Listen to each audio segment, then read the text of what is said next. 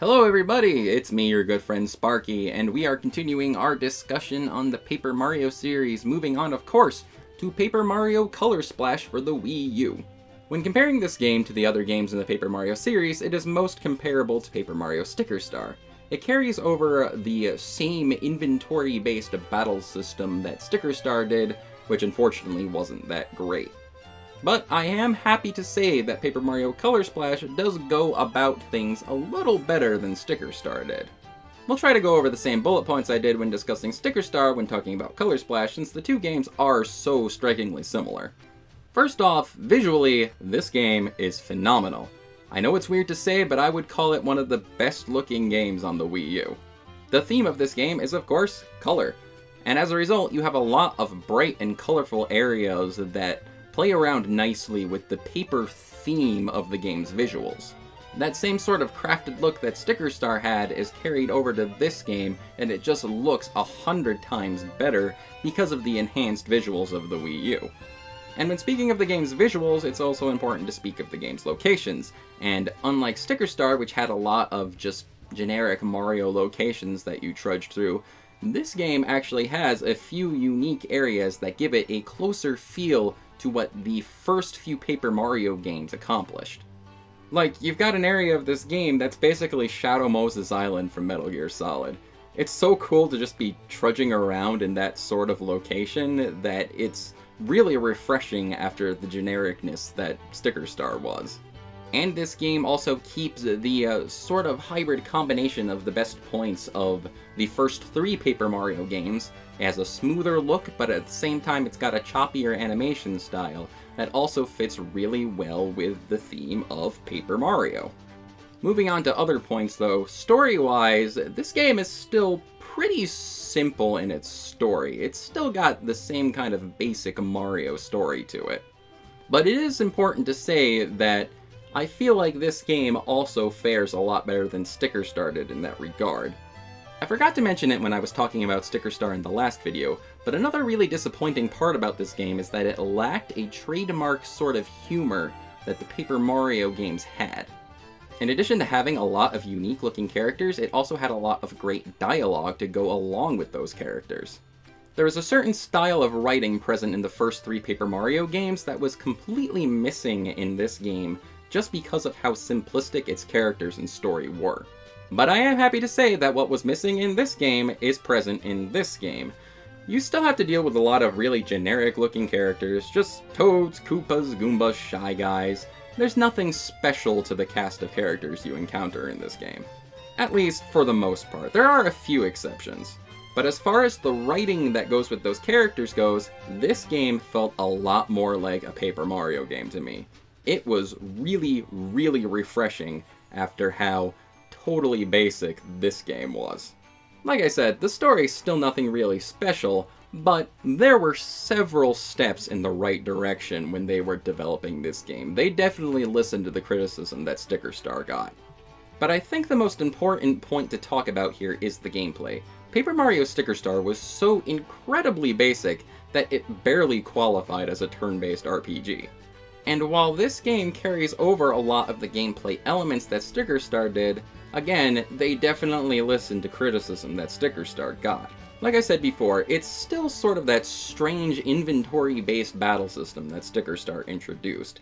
The only real difference is that instead of collecting stickers, you're collecting cards. And when you're exploring the overworld, you can still find things that you can turn into cards, and you can use them to fight with and solve puzzles, and all things like that. If I'm remembering correctly, there are fewer instances in this game that you really need a specific thing in your inventory in order to make any sort of real progress. There's no huge roadblocks, and you don't need them as often. You still do need a few of them in order to beat certain bosses and get through certain areas, but it's much less intrusive in this game. You still do have the problem of where you never really know where you're going to need a specific thing, so they do clog up your inventory of attack items. And yes, that is still a problem in general. You have an inventory of items that you attack with in this game. You don't have any basic attacks or special moves that you can access. So you still do have those instances where you can run out of things in your inventory. But it's not quite as simple as it was in Paper Mario Sticker Star. Paper Mario Color Splash introduces a new mechanic into the mix: paint. In this game, Mario has a paint hammer, which he can use to paint things. And you have a supply of red, blue, and yellow paint that you can combine to make different colors and paint things in the overworld in order to make progress there. But you can also use the paint during battles. You use the paint to paint cards to fight with. Some cards you get are pre-painted, of course, but others you need to color them in order to use them at their full strength. So in addition to managing your inventory of cards, you're also managing your supply of paint, which you do replenish as you beat enemies or as you explore the overworld. So it does introduce an element of strategy that wasn't present in Paper Mario Sticker Star. Which pre-painted cards do you hang on to? Which cards do you decide to paint and use your inventory of paint on? There is some decision making here that makes the battle system a little more engaging. And also, I'm happy to say that there is a level up system of sorts. There is a point to fighting enemies aside from getting cards and coins. As you fight enemies, you get points to level up your paint hammer, and when you level up your paint hammer, it increases the amount of paint that Mario can hold at once. And as a result, when you have more paint to work with, it makes Mario more versatile in battle. It makes you stronger. Almost like an RPG. Weird, right? An RPG that acts like an RPG. This game still doesn't have any partner characters or anything to work with. Mario is still flying solo for the most part. So it doesn't quite replicate the magic that was in the first 3 Paper Mario games. It's still a lot like Sticker Star, so you still have a little bit of a frustration factor that comes with managing your inventory of cards. But the small changes that they did make to the gameplay in this game really do put it miles ahead of its predecessor. And that really sums up my feelings towards this game. While it does share some of the flaws and the frustration factor that Sticker Star had, this game feels more like a Paper Mario game. It feels more like it has the same energy that the first 3 games did. It has a lot of the same things that everybody loved about those first 3 titles. You can tell they really took the criticism that Sticker Star got to heart and made this game more like the games that people grew up with, without completely abandoning the things that Sticker Star did. Another thing I can mention is that while it does still have the more lighthearted tone of the first Paper Mario and Sticker Star, it does have its share of genuinely creepy moments. In the plot of this game, you go to Prism Island and the colors of the island are starting to vanish. Mario has to repaint things in order to repair it. But the reason that the colors are vanishing is that Shy Guys are running around with straws and drinking the colors off of things. Toads living on the island are literally having their color drunk away from them, and in turn putting them into like a catatonic state. Moments like that do give this game a slightly darker edge like Thousand Year Door and Super Paper Mario, but at the same time, characters are having what is essentially their life force drained away through a drinking straw.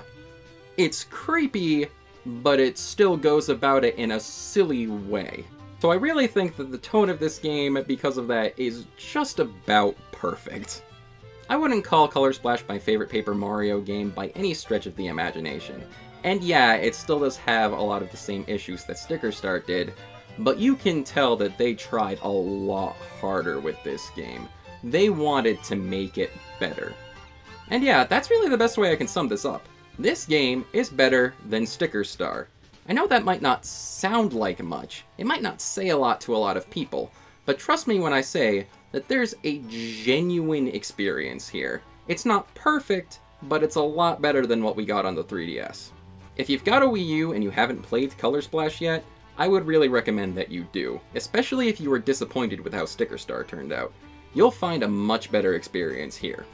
What do you think about Paper Mario Color Splash? Let me know in the comments below, and remember, try to keep them clean and keep them respectful. And I guess that wraps up my little retrospective on the Paper Mario series. I'll definitely be talking about Paper Mario the Origami King in the future, but until then, this is Sparky, signing off. I'll catch you later.